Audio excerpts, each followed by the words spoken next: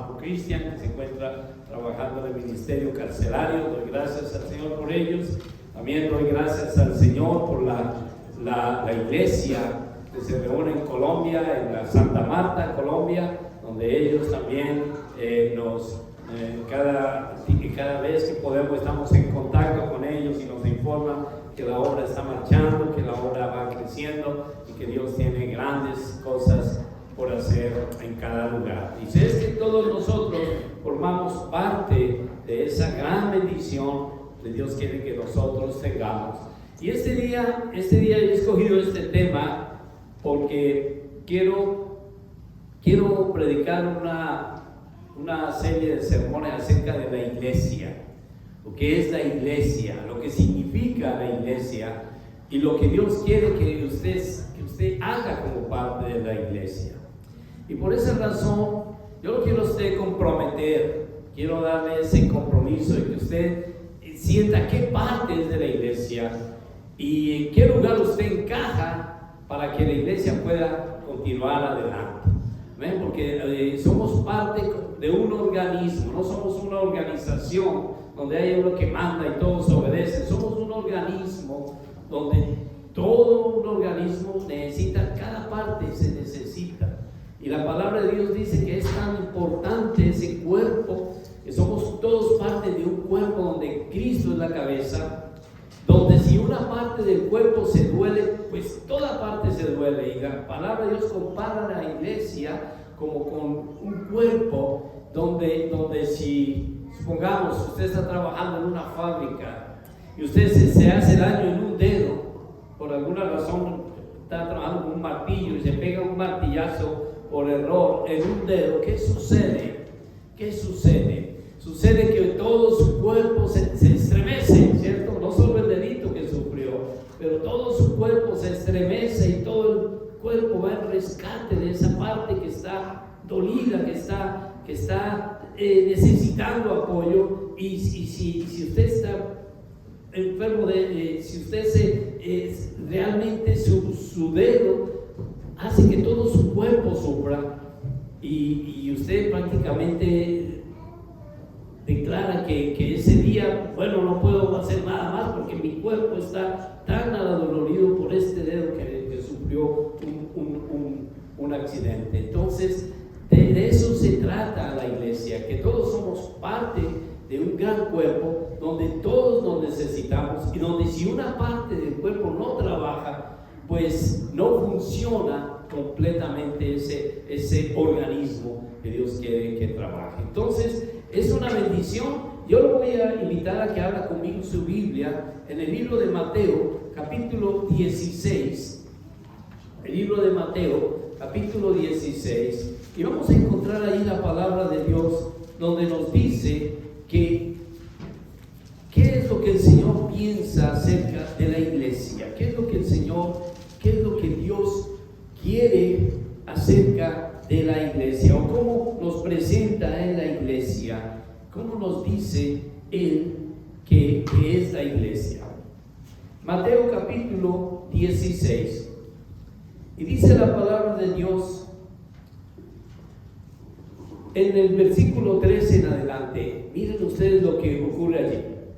Jesús estaba con sus discípulos y dice, viniendo Jesús, Mateo 16, 13, para los que tienen la Biblia, porque todos debemos traer la Biblia a la casa del Señor. Nadie debe venir a la iglesia sin la Biblia. Dice la palabra de Dios, viniendo Jesús a la región de Cesarea de Filipo, preguntó a sus discípulos diciendo, ¿quién dicen los hombres que es el Hijo del Hombre? Ellos dijeron, unos Juan el Bautista, otros Elías y otros Jeremías o alguno de los profetas. Y él les dijo, ¿y vosotros quién decís que soy yo? Respondiendo Simón Pedro dijo, tú eres el Cristo, el Hijo del Dios viviente. Entonces le respondió Jesús, bienaventurado eres Simón, hijo de Jonás, porque no te lo reveló carne ni sangre, sino mi Padre que está en los cielos.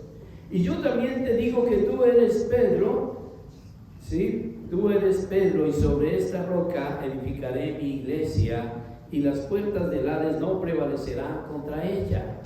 Y a ti te daré las llaves del reino de los cielos, y todo lo que atares en la tierra será atado en los cielos, y todo lo que desatares en la tierra será desatado en los cielos. Entonces mandó a sus discípulos que a nadie dijesen que él era Jesús el Cristo. Vamos a tener un momento para orar. Padre, yo te doy gracias por este momento donde nos permites ir a tu palabra y conocer, Señor, esa palabra tuya maravillosa. Te doy gracias por tu iglesia. Te doy gracias por esa iglesia preciosa que es la iglesia de Cristo. Y te pido, mi Dios, que en esta tarde tu bendición sea con cada uno, Padre mío, dándonos luz en tu palabra, entregándonos, Señor, esa palabra tuya a nuestro corazón. Y Señor, yo en esta tarde humildemente te pido que me des una unción especial de parte tuya para hablar de tu palabra. Que no sean mis ideas, pero que sean tus palabras a través mío. Que yo pueda ser un instrumento para bendecir a mis hermanos que esta tarde han venido acá, o que aquellos que están mirándonos a través de la red, Señor. Yo te doy gracias, Padre Celestial, esta tarde por tu iglesia que está aquí presente. Y te pido que nos des la oportunidad, Padre mío, de sentir esa presencia tuya en nuestras vidas, y que cada uno de nosotros pueda aprender, Dios Santo, ese amor inmenso que tú tienes por tu pueblo a través de Cristo Jesús. Te damos gracias. Amén. Entonces, ¿qué es la iglesia para usted? ¿Qué es la iglesia? Tenemos la costumbre de decir siempre, vámonos para la iglesia, ¿cierto? Vamos a la iglesia. Y confundimos la iglesia con un edificio. Pensamos que el edificio es la iglesia. Mucho tiempo, mucha gente, y esta es la hora que muchísima gente todavía piensa que la iglesia es un edificio que hay por ahí, ¿cierto? Ese puede ser, es muy diferente una iglesia a un templo o a un edificio donde se congrega la iglesia. Es cierto que este edificio es un lugar muy importante, y este es un lugar que es un lugar santo, porque fue dedicado al Señor. Por eso aquí no hacemos fiestas, ni parrandas, ni traemos licor, ni nos emborrachamos, nada de eso hacemos aquí. Y no, jamás lo vamos a hacer. Mientras seamos y estemos al frente de la iglesia, los que estamos al frente, no vamos a permitir que eso pase. Yo no sé si alguna vez va a suceder, porque yo he conocido lugares donde se ha adorado y glorificado al Señor, pero hoy en día ya no lo hacen, sino que hacen otras cosas. Pero este es la iglesia, este es el templo donde la iglesia se reúne, y es para glorificar el nombre del Señor. Pero es un lugar, es un sitio nada más, es un edificio que es muy importante y que pues debemos respetar muchísimo, pero que realmente no es un lugar, no es la iglesia en sí misma. Entonces, si este edificio no es la iglesia, ¿qué es la iglesia? ¿Qué es la iglesia? Nosotros somos la iglesia. Usted es la iglesia. Cualquiera de ustedes es iglesia. Por eso el Señor dice en su palabra, donde están 2 o 3 congregados en mi nombre, ¿qué pasa? Ahí estoy yo. Si hay 2 o 3 congregados en un saloncito allí, ahí está la iglesia del Señor. Amén. Si está allá en su casa usted, ahí está la iglesia del Señor también. Si usted se congrega en su casa, eso no significa que usted no tiene que congregarse acá, porque es otra cosa, ¿no?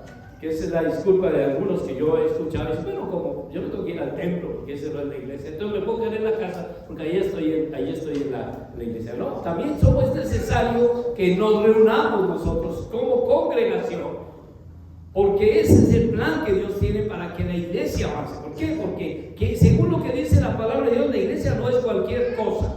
Lo primero que quiero decirle es que la iglesia es algo tan importante que el Señor Jesús quería que los apóstoles tuvieran claridad absoluta de lo que en lo que se estaban metiendo, qué era lo que ellos estaban haciendo. Cuando Jesús estaba hablando con ellos, les dijo, ¿quién dice la gente que soy yo? Y ellos dijeron, algunos dijeron, bueno, Señor, la verdad, hay unos que dicen que tú eres Juan el Bautista. Si ustedes recuerdan, Juan el Bautista lo había matado Herodes hacía un poco. Así que parecía que creían que Jesús había reencarnado, Juan el Bautista había reencarnado en Jesús. De eso Herodes creía eso. Pero es Juan el Bautista ese que está predicando por ahí, es Juan, que resucitó y ahora está ahí hablando, o se encarnó en ese hombre, y pensaba que Jesús era Juan el Bautista. Eso, algunos pensaban eso. Otros decían, no es Juan el Bautista, es Elías. Los que recuerdan la historia de Elías saben que Elías no murió. Elías iba un día con su compañero, con su amigo, llamémoslo así, que llamaba Eliseo, y Elías fue trasladado al cielo en un caballo de fuego, en un carruaje de fuego. Que fue impresionante. Es el único, son solo 2 hombres en la Biblia, no han visto la muerte aparte de Jesús, que Jesús vio la muerte pero resucitó. Uno de esos fue Elías. Elías no murió, sino que el Señor se lo llevó vivo al cielo. Impresionante. Entonces algunos decían que era Elías el que había venido y que Jesús era Elías. Otros pensaban que era Jeremías o alguno de los profetas importantes. Entre eso me imagino que pensaban que era Enoc también, que tampoco murió. Sin embargo, Jesús no le importaba tanto el concepto de la gente, porque la gente toda especulaba acerca de Jesús, pero ninguno tenía un compromiso con él. Ninguno realmente tenía un interés real en él, sino curiosidad por quién era Jesús. Pero por eso Jesús dedicó tiempo con sus discípulos, por eso estaba con ellos y por eso él quería plasmar en sus corazones quién era él, para que sus discípulos pudieran continuar con el trabajo que él realmente quería que se hiciera. Y les digo, y ustedes, discípulos míos, ustedes apóstoles míos, ¿ustedes quién dicen que soy yo? ¿Quién piensan ustedes que soy yo? Así fue más difícil contestar esa pregunta, porque ya era una pregunta personal y que realmente los discípulos estaban con Jesús, pero realmente ellos también tenían algunas dudas. Si usted, inclusive ellos quedaron con dudas mucho tiempo, algunos estaban dudando y muchos le preguntaban diciendo, ¿quién es este que es capaz de reprender el viento? ¿Quién es este que es capaz de caminar sobre el mar? Y habían visto muchas cosas, pero realmente todavía no tenían una convicción absoluta de quién era Jesús. Lo seguían por lo que él había hecho, por lo que él estaba haciendo, y por supuesto porque querían aprender más y más y más de Jesús. Pedro fue el único que respondió. Pedro le dijo estas palabras, le dijo, tú eres el Cristo, el Hijo de Dios viviente. Cuando Jesús hizo la pregunta, ¿quién dicen los hombres que soy yo? Pedro dijo, tú eres el Cristo, el Hijo de Dios. Para nosotros es una verdad absoluta, pero para un judío en ese tiempo, decir que era el Cristo, era el Mesías, el Hijo de Dios, era una revelación que iba más allá de la comprensión. Todos los discípulos, me imagino, se quedaron mirando a Pedro y dijeron, este es el Mesías, este es el que todo el mundo está esperando. Y el Señor le dijo a Pedro, Pedro, eres muy bienaventurado, porque lo que tú acabas de decir, eso que tú dices ahora, eso no te lo reveló a ti tu propia inteligencia, tu propia capacidad de discernir, eso te lo reveló Dios, de que yo soy el Hijo de Dios, de que yo soy el Mesías. Y por esa razón el Señor entabló una comunión, una comunicación con Pedro que fue diferente a la de los otros discípulos. Jesús tuvo contacto con todos y a cada uno le dio un legado, a cada uno le dio una responsabilidad, a cada uno le dio su parte, pero él a uno les dio una responsabilidad más que a otras, muy parecido a lo que hoy en día en la iglesia. Unos tienen más responsabilidad que otros, pero todos tenemos responsabilidades. No hay una sola persona en la iglesia que no sea parte de la iglesia y no tenga responsabilidades. Todos somos parte de un gran trabajo. Y por supuesto el Señor le dijo a Pedro, pero como tú, y sí, me revelaste esto, como tú dijiste esto, te voy a decir esto, Pedro. Tú eres Pedro, y sobre esta roca voy a edificar mi iglesia. Versículo 18. Sobre esta roca voy a edificar mi iglesia. Tú eres Pedro, y sobre esta roca voy a edificar mi iglesia. Y las puertas del Hades no prevalecerán contra ella. Toda esa porción de la palabra ahí nos da a entender una cosa. Pedro iba a tener un protagonismo especial en la iglesia. Pedro iba a ser alguien muy importante. Ahora, ya la iglesia tradicional ha dicho que Pedro, como el Señor lo llamó y le dijo, Pedro, tú eres Pedro, voy a edificar mi iglesia. Entonces que él iba a ser el primer papa. Y de hecho, si usted le pregunta a la Iglesia Católica quién fue el primer papa, le van a decir que fue Pedro. ¿Sí? Pedro fue el primer papa. Pero el Señor no le dijo a Pedro: Pedro, tú vas a ser el primer papa. Le dijo: voy a edificar mi iglesia sobre esa roca. Y precisamente la roca no era Pedro. Porque algunos confundieron, dicen, bueno, como Pedro viene de Petra, y Petra significa piedra, entonces Pedro y Petra es lo mismo. Quiere decir que Cristo edificó la iglesia sobre Pedro. Y no fue así, hermano. Cristo no edificó la iglesia sobre Pedro para formar un papado que empezara con Pedro. El Señor edificó una iglesia sobre él. Y lo que sí le dijo a Pedro es que le voy a dar las llaves. Digo: Pedro, a ti te voy a dar las llaves de esa iglesia. ¿Para qué se utiliza una llave? Todos sabemos para qué se usa una llave. Usted tiene una llave de la casa, pues la usa para abrir su casa. Y el Señor le dijo a Pedro: te voy a dar las llaves. Ahí está escrito. Miren lo que dice en el versículo 19: a ti te daré las llaves del reino de los cielos. Y todo lo que atares en la tierra será atado en los cielos, y lo que desatares en la tierra será atado en los cielos. A ti te voy a dar las llaves. Cuando el Señor le dijo: Pedro, voy a edificar mi iglesia, los discípulos nunca habían oído hablar de qué era una iglesia. Hoy en día para nosotros iglesia todos la relacionamos, aunque algunos la relacionan con un edificio, no importa, casi nadie desconoce qué es la palabra iglesia. Iglesia donde se adora a Dios. Iglesia donde el Señor está presente, donde 2 o 3 se congregan en su nombre, ahí está. Pero los discípulos no habían oído hablar de esa palabra. Es la primera vez que Jesús habla de mi iglesia. Pero si lo vemos bien ahí, la iglesia es de Jesús, no fue de Pedro. Entonces, el propietario de la iglesia es Cristo. Mi iglesia, él dijo mi iglesia. Si Cristo es el propietario de la iglesia y nosotros somos la iglesia hoy en día, quiere decir que somos propiedad de Jesús nosotros. Hoy en día, nosotros, cada uno de nosotros debemos pertenecer a Jesús y verdad, somos parte de la iglesia. Ahora, para ser parte de la iglesia es distinto, porque para poder ser parte de la iglesia primero se requiere un arrepentimiento sincero de nuestro pecado, nuestra culpa. No todo el mundo es parte de la iglesia. En la iglesia católica todo el mundo es parte de la iglesia. ¿Por qué? Porque no se necesita sino decir: bueno, yo quiero ser parte allá, y aparentemente ellos tienen el sistema que usan es que todo el mundo es parte de la iglesia y que no hay nadie por fuera, y que ser parte de la iglesia es ser salvo. Y eso ha sido lo más terrible que le han podido enseñar al ser humano, porque el hombre, para poder ser parte de la iglesia, necesita primero arrepentirse de sus pecados y llegar a Dios en arrepentimiento y en fe, buscar el perdón de Dios y decirle: Señor, yo quiero ser parte de esa iglesia.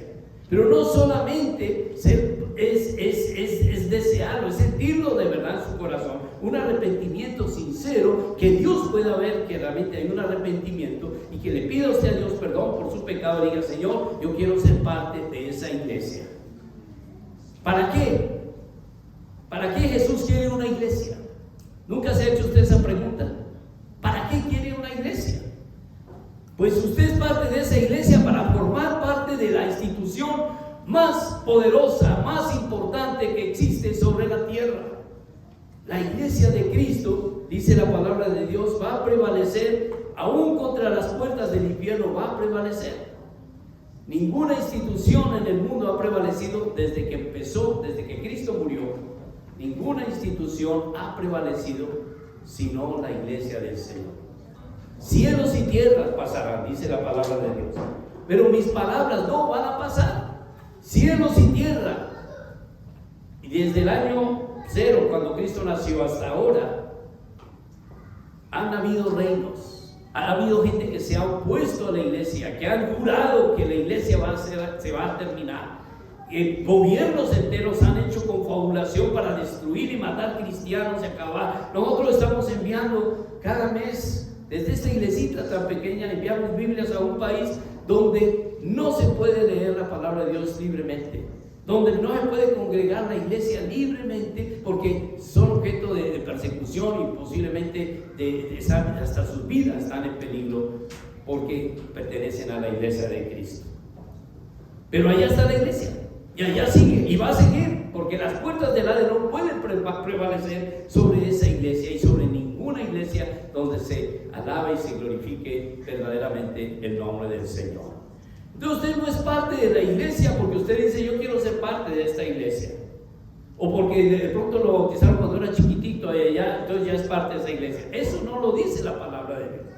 Uno se vuelve parte de la iglesia cuando acepta a Jesús en su corazón y lo acepta en fe, de verdaderamente arrepentido, y le dice: Señor, aquí estoy, yo quiero seguir adelante, quiero que me uses porque quiero ser parte de ese gran trabajo que tú quieres hacer. Porque Cristo Jesús no solamente dijo es mi iglesia, pero demostró ese interés, ese amor, esa gran pasión por la iglesia, a un punto donde dice la palabra de Dios que fue y dio su vida por ella. O sea, Cristo Jesús no solamente dijo esta es mi iglesia, Él demostró cuánto le importa y cuánto la ama, entregando su propia vida para que nosotros pudiéramos tener la vida eterna que Él nos está dando a través de su sangre. Entonces los que somos, las personas que somos parte de la iglesia, son los que hemos aceptado a Jesús en nuestro corazón y le hemos dicho: Señor, aquí estoy, yo quiero seguir adelante. Y estos que el Señor dice: yo quiero trabajar con ustedes ahora. Mi plan es que todo el mundo conozca acerca de mí y que todo el mundo se salve. Dice la palabra de Dios que Dios no quiere que nadie se pierda. Dios no quiere que ninguna persona se condene. Y por eso puso a la iglesia en esa gran responsabilidad de anunciar que en Cristo Jesús hay salvación. Que en Cristo Jesús y solo en Él hay vida eterna. Y si nosotros, hermanos, como iglesia, tenemos ese legado, ese fue el trabajo que le dio el Señor a la iglesia. Cuando los discípulos, vamos a Hechos capítulo 1, cuando los discípulos se estaban despidiendo del Señor después de cuando el Señor resucitó, Él se reunió con sus discípulos. Y mucha gente lo vio vivo, o sea que Cristo Jesús sí resucitó. Y resucitó y mucha gente lo vio vivo. Y entre esos pues estaban sus discípulos. Y en el versículo 6,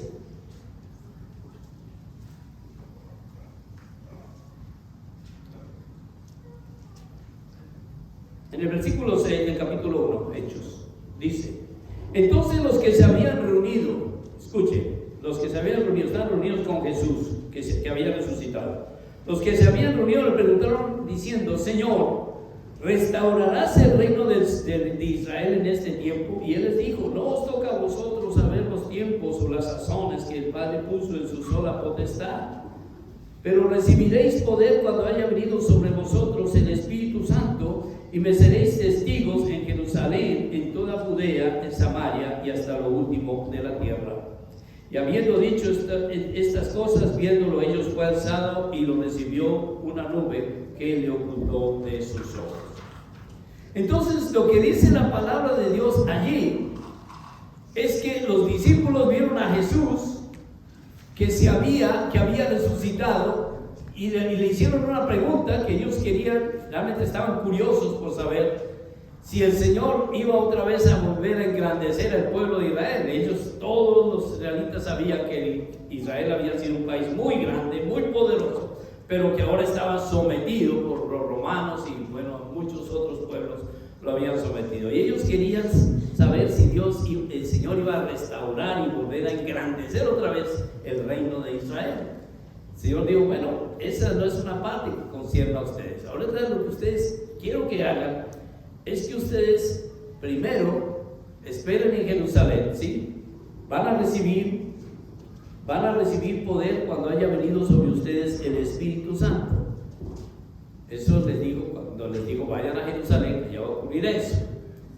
Y entonces, después de recibir el Espíritu Santo, ustedes van a ser mis testigos en Jerusalén, en toda Judea, en Samaria y hasta el último rincón de la tierra. Dos cosas tenía que hacer el creyente. Primero, tenía que recibir el bautismo del Espíritu Santo. Y segundo, a través de ese bautismo del Espíritu Santo iba a recibir poder para que comenzara a hacer el trabajo por el cual la iglesia fue constituida.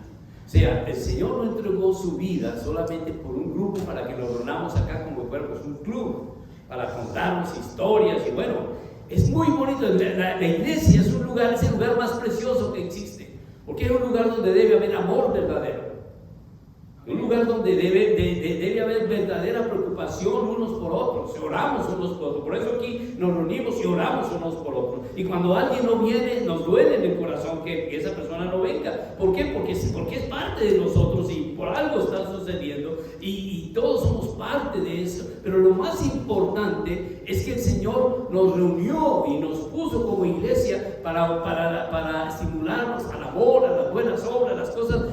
Los cristianos, dice la palabra de Dios, fuimos creados en Cristo Jesús para hacer buenas obras, y Dios las preparó de antemano para andar en esas obras todo el tiempo. Aunque ninguna de esas obras nos va a salvar a nosotros, todos nosotros debemos hacer buenas obras, y por esa razón tal vez mandamos Biblias a Pakistán, y por esa razón mandamos ofrendas a Colombia, y por esa razón mandamos ofrendas a Mazatlán, y mandamos ofrendas a la iglesia del Nazareno, para que sigan trabajando en la obra. Pero ninguna de esas obras nos va a salvar a nosotros. Lo que nos salva a nosotros es la fe que tenemos en el Señor, y esa fe debe ser inquebrantable en Él. ¿Para qué? Para que podamos ser testigos, que es la palabra más importante de ese texto de Hechos 1:8. El Señor creó la iglesia para que sea testiga de Él, de lo que Él puede hacer, de lo que Él puede lograr en la vida de cada persona, porque cada persona merece una oportunidad de ser salvo. Y créame, hermano, la salvación es algo que debe preocuparnos a nosotros. Debe preocuparnos tanto, porque tarde o temprano vamos a tener que presentarnos delante de aquel que nos creó. A veces pensamos y vivimos la vida como si nunca tuviéramos que enfrentar eso. Pero créame, todos los días, cuando usted sale de su casa, usted ni siquiera sabe si va a poder regresar o no. Usted no puede garantizar que va a regresar. Y por esa razón, cada día que pasa, usted tiene que estar bien con Dios. Que antes de acostarse sepa que su corazón está bien con Dios. Que usted pueda decir, como dijo el salmista David, en paz me voy a acostar y en paz voy a dormir y voy a descansar en paz, porque Dios me sustenta, estoy bien con Él y no tengo ninguna preocupación. Cosa que si Él viene por mí ahora, yo estoy listo para irme con Él. Amén. Eso es lo que Dios quiere. Y por esa razón, cada día nosotros tenemos que procurar estar bien con el Señor, bien con Él. Cada día, Señor, si hemos pecado, dice la misma palabra de Dios, el Señor, abogado tenemos para con el Padre, a Jesucristo el justo. En otras palabras, la misericordia de Dios es muy grande. Dios, no hay un solo pecado que Dios no nos pueda perdonar. Dios nos perdona cada día. Si de verdad oramos con fe y pedimos a Él de corazón. Ahora, no es el caso que usted esté todo el tiempo pecando y pecando. Cada día Dios provee la forma para que usted pueda vencer esa tentación y vencer ese pecado. Y verá que cada día sea más difícil que usted se rebele y peque contra Dios. Pero si peca, no tiene que quedarse ahí. Puede largar otra vez, empezar de nuevo, pero siempre procurando crecer y crecer en la gracia del Señor. Es lo que Dios quiere, es la iglesia del Señor. Y somos nosotros los más beneficiados. ¿Por qué? Porque en la iglesia del Señor, Dios nos ayuda a nosotros a mantenernos bien en nuestra casa. Cuando realmente estamos con el Señor como parte de la iglesia, eso se traduce en nuestra forma de vida. Allá en la casa es distinto, allá como el esposo trata a su esposa. Un verdadero esposo cristiano no va a ser infiel a su esposa. Una verdadera esposa cristiana no va a ser infiel a su esposo. Una verdadera familia cristiana es la que demuestra en su casa lo que Cristo ha hecho por ella. Pero para poder ver esto, necesitamos todos los días crecer en el conocimiento del Señor. Y la única forma es reunirnos en la casa de Dios. alabarlo a Él. Que cuando usted venga a la casa de Dios, a su iglesia, usted venga con esas manos llenas de alabanza al Señor, diciendo: vengo a alabar al que ha hecho tanto por mí, al que me ha dado tanto, al que me ha bendecido tanto. Vengo a glorificarlo a Él, que me ha dado tantas cosas hermosas, que me ha bendecido tanto, y que todo lo que tengo se lo debo a Él. Y que haya una sinceridad en su corazón, que haya un amor verdadero para el Señor, y que usted pueda formar parte de esa iglesia, cumpliendo con las palabras, obedeciendo al Señor. Porque cuando el Señor Jesús dijo: ustedes van a ser mis testigos, él no dijo, no dio a entender que eso era una opción. Para ser parte de la iglesia del Señor hay que obedecer al Señor. Uno de los reclamos que le hacía el Señor a la gente que iba allá con Él, les decía estas palabras: decía: ¿por qué me dicen Señor, Señor, y no hacen lo que yo les digo? Y a veces nosotros nos comparamos con esas personas: Señor, Señor, Señor, Señor, Señor, pero nunca le obedecemos. ¿Cómo pretendemos querer recibir todas las bendiciones de Dios si ni siquiera estamos dispuestos a obedecer lo que Él nos dice? Y las palabras del Señor no son tan difíciles. Primera de Juan, capítulo 5, creo que versículo 3 dice: los mandamientos de Dios no son gravosos. No es tan difícil alabar y obedecer al Señor, porque lo que Dios pide es tan poquito comparado con lo que Él nos da. Pero es importante que tomemos a Dios en serio, porque hoy en día yo veo la iglesia, y hermano, no todo el mundo es parte de la iglesia, solo el que verdaderamente obedece al Señor de corazón, solo el que lo obedece, solo el que está listo y presto a obedecer al Señor y cumplir con lo poco que Él pide que hagamos, comparado con lo que Él ha hecho por usted, cómo Él le ha dado tanto. Es muy poco lo que Jesús nos está pidiendo que hagamos, pero debemos hacerlo. De lo contrario, no tenemos derecho a llamarlo Señor, Señor, y creernos parte de esa iglesia. Estábamos estudiando los jueves acerca de Hebreos, y una de las cosas que me dejó perplejo es que cuando Moisés sacó al pueblo de Israel de Egipto, había más de 1,5 millones de personas que salieron de allá. Más de 1,5 millones de personas salieron de Egipto. Todos tenían en su corazón la promesa que iban a ir a la tierra prometida. Todos, no había uno solo, del más chiquito hasta el más grandote.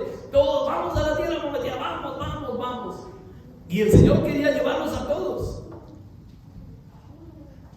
Pero al final de ese 1,5 millones de personas, solo entraron 2 personas nada más. De ese 1,5 millones, solo pudieron entrar 2. ¿Qué pasó con ese 1,488,998 que no entraron? ¿Qué pasó? ¿Fue que Dios no quiso entrar? Dios quería que todos entraran, solo que ellos mismos se fueron descartando, ellos mismos se fueron desechando a sí mismos, no fueron dignos de entrar a la tierra prometida. Y Dios quería entrar con todos allá, pero nadie, sino 2 personas pudieron entrar. Entonces, tal vez por eso la palabra de Dios dice que muchos son llamados, pocos escogidos, que solo el que persevere hasta el fin, ese va a ser salvo. No piense, hermano, que porque a usted le dijeron que usted parte de la iglesia, que porque usted ya lo bautizaron, usted ya es bien parte de la iglesia y que ya se va a salvar. Si usted realmente no está completamente arrepentido, buscando a Dios de corazón, usted no va a llegar allá.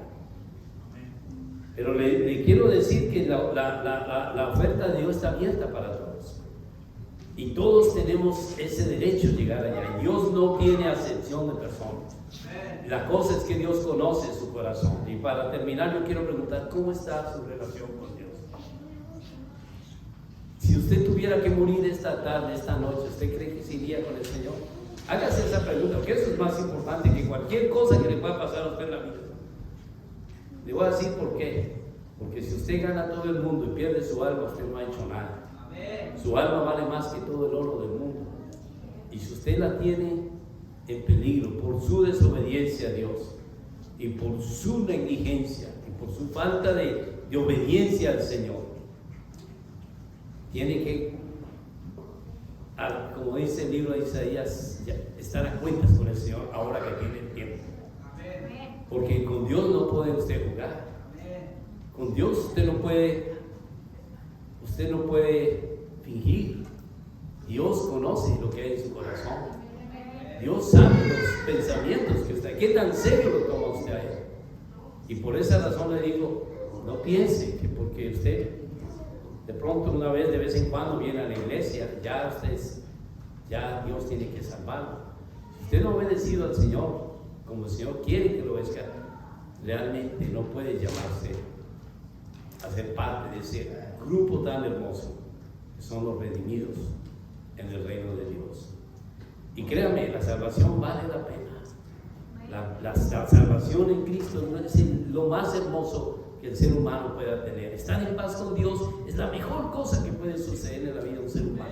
Es lo mejor, no hay ninguna cosa más importante que estar bien con Dios y saber que todo está bien con Él. Pero para eso usted necesita simplemente tomar a Dios en serio. Dios no pide nada más y nada menos que haya sinceridad en su corazón y que realmente en su corazón usted sepa que Dios sabe lo que Dios hizo o lo que usted hizo, y todo depende ya de usted cómo quiera arreglar las cosas con Dios. Si usted pecó o ha hecho algunas cosas que no debe hacer, es tiempo de arreglar las cosas con Dios. Hoy es el día de arreglar las cosas con Dios y ponerse serio con Él. De lo contrario, no creo que usted vaya a tener la oportunidad de llegar a ese lugar tan especial que Dios tiene para los que son su iglesia. Y otra vez digo, la institución que Dios creó, la iglesia, es la institución más importante que existe sobre la tierra. Cuando todo esto se acabe, porque todo esto se va a acabar, todo esto va a terminar, y cuando el hombre diga paz, paz, paz, y que hay mucha paz y que todo está muy bien, es cuando menos van a estar las cosas. Pero lo que sí le garantizo es que todo esto va a terminar, y no estamos tan lejos de eso, hermanos. No estamos tan lejos, porque los tiempos se están cumpliendo. Ya hay guerras donde, si de verdad se meten estos países en guerra, son capaces de acabar con la humanidad entera. Porque las bombas que existen, las bombas atómicas que existen, son capaces de acabar y destruir todo el planeta.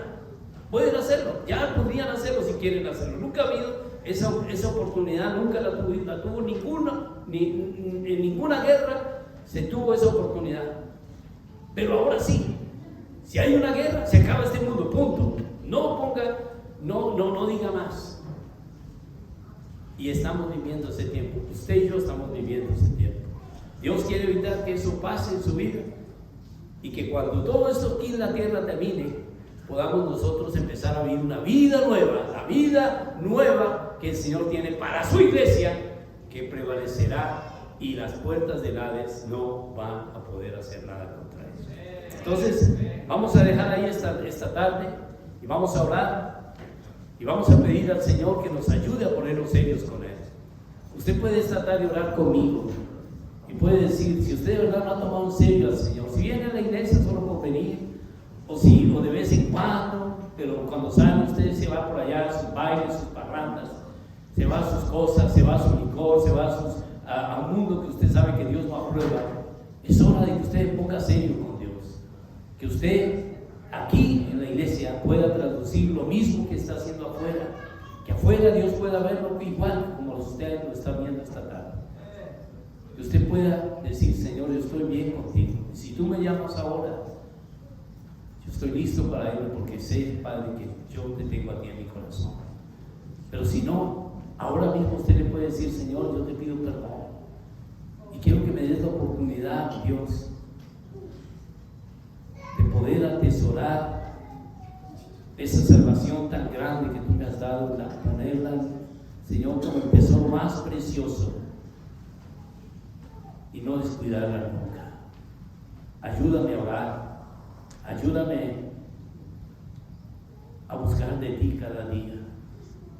Ayúdame, Señor, a recordar que tú me ves a donde yo vaya y que yo debo estar bien contigo.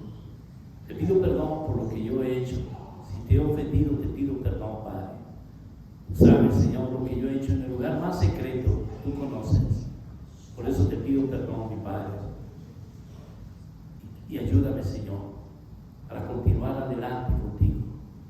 Yo quiero ser parte de esa iglesia tuya y no quiero salirme nunca de ella.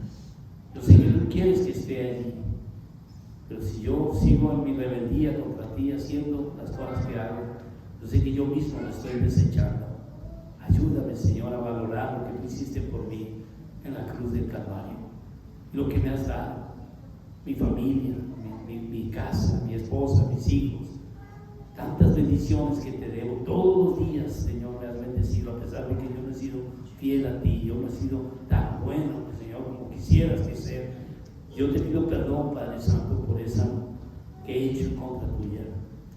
Y te pido, Padre, que me ayudes en verdad a tomarte en serio, que me ayudes, Padre Santo, que todos los días recuerde que hay un Dios maravilloso que me quiere bendecir y al cual yo un día voy a tener que rendirle cuentas.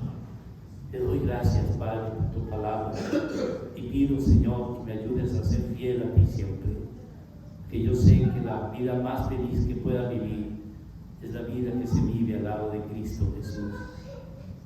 Gracias, Padre, por lo que hiciste y has hecho por mí hasta hoy. En el nombre de Cristo Jesús. Amén. Amén. Bien, hermanos, gloria a Dios.